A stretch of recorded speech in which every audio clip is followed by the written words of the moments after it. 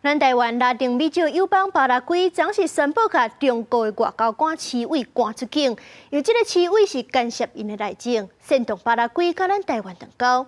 咱驻巴拉圭的大使嘛发声明谴责中国，小想要破坏两国的关系。中国外交官市委出现伫巴拉圭国会，佮游说议员甲北京建交，要巴拉圭政府赶紧做出正确的决定。Ahora casi no hay comercio o exportación de Paraguay directa a China.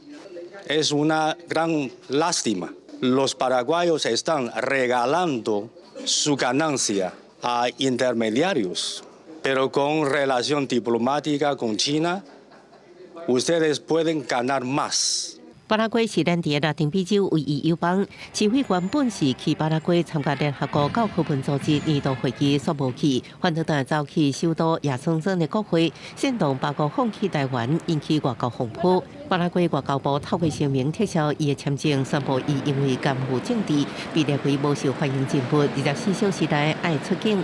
巴拉圭长期伫外交支持台湾，被看作是阻碍当地农民对中国出口粮食的主因。不过，外交部长11月底访问台湾接受专访时，佮表示支持台湾的立场。Paraguay is open to establish diplomatic, consular, or commercial relations with China without conditions. We don't accept any condition to break our relation with Taiwan, to have relation with China, because of principles.